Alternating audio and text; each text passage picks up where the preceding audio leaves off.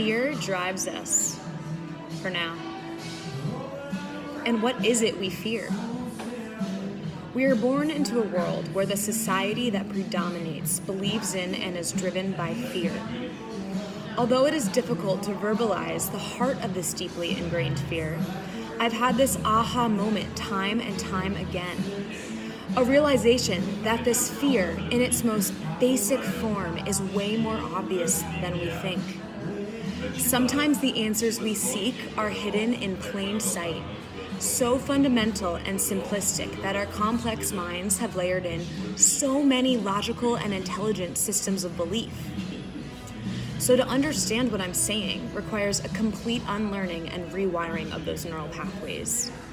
Because to accept this fact means you accept that you have a whole new area of work to do, a new language to learn, a new truth to follow.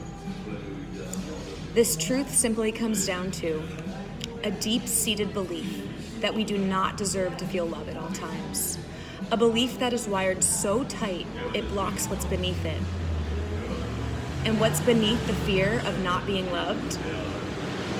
Just pure, unwavering, unconditional love. This is what we are actually made of.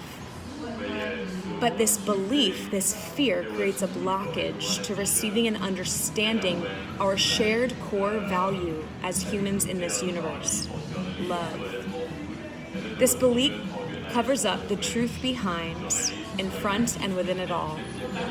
A truth that is desperately trying to be seen and felt and heard and touched. A truth that is so basic and so simple and so fundamental that our chaotic minds need more explanation. Could this really be it? What does your truth tell you? What do you feel is the point of it all?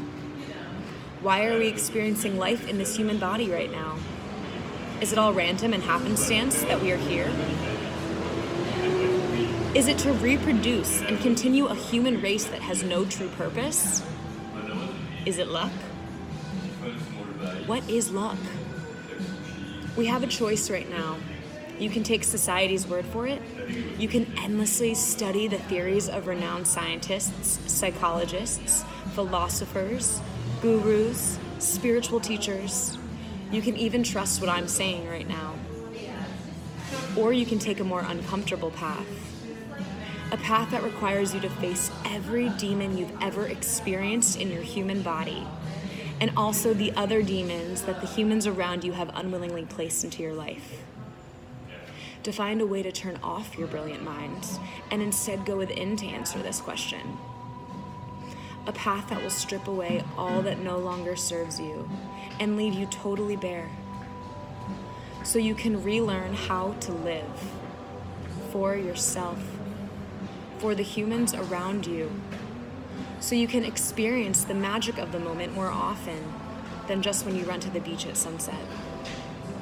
A path that your heart is telling you to follow but is painful, because it shows you which experiences are preventing you from actualizing your destiny through pain and heartache. But only so you'll learn the lesson and integrate it into your actions and start creating space to receive what you really want in your life. The job, the family, the life of your dreams. You need to release that stubborn core belief that there is no way to exist in a loving state at all times. You need to explore the depths of your soul. How can you start to believe that this treacherous path is worth it? By straight up asking the universe to give you experiential knowledge that opens access to another rule book, another dimension, another realm, or really anything to show you the answer for yourself. What would wake you up? Meeting an alien here on Earth that can shapeshift? Changing the lights around you from white to rainbow? Falling deeply in love with a truly kind-hearted human? Speak it aloud and be open to receive magic, to believing there is more than what you are currently experiencing. I ask this question to myself often, the meaning of it all. And what answer do I receive? Every day is a different derivative, a different story of the same thing.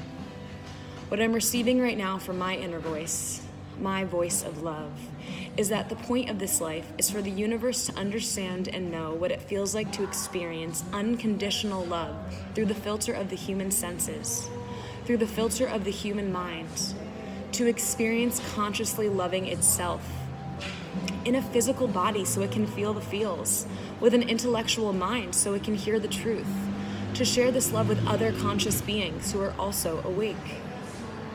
Is it possible for all humans everywhere to experience unconditional love? No one really knows.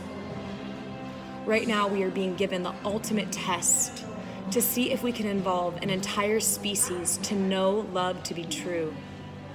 That we aren't meant to do anything in this world other than live a life oozing with love. And that our fear is not serving us anymore, because the truth awaits. But only if you're ready to embark on the path within. And the ones who are evolving first and coming to undoubtedly know that truth through none other than mystical and otherworldly firsthand experience need to exercise patience, understanding, consolation, assurance, and love to those not yet realized. Through untangling the belief that I don't deserve to be loved and loved by all, I started a dialogue with my soul, and what I hear and feel and know and experience is that it always comes back to love, and the opposite of love is fear of not having love, and that is what drives humans to act in all the ways.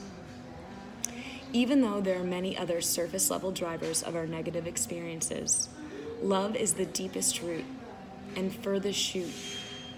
It is where we came from and where we are going. When the manifest world came into being, it had to come from somewhere. The accepted theory is that there was a Big Bang. Well then, where did the Big Bang come from? Spend a night meditating just on that alone, and you'll need more answers too. Our human minds don't want to comprehend eternity, forever. In some ways, death and nothingness provide us peace. Our world has a collective core value and also a collective core belief. And it is that belief that shadows that fundamental value. It is that belief that ensures fear is present in all parts of our lives. The question is now, do we allow fear to keep showing us the way, to drive our decisions, to prevent us from having healthy and loving relationships that inspire us to grow and expand? To keep giving us misguided advice that money is the definition of success? To provide us with experiences where we don't feel love from the world around us?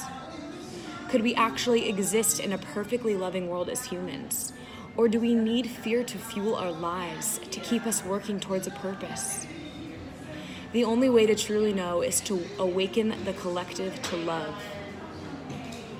Are you with me? So now I ask, do you need help connecting within yourself to see if this is true for you? To see if love is really the answer? To get back in touch with your own inner voice of love? I am now offering a session on the language of love. I created this to illuminate both its multi-dimensional nature and the key to how we really communicate as beings to one another and ourselves. Let's drop in together. Check my link tree in bio. So this way you don't have to take my word for it anymore. I can help you experience the answer for yourself.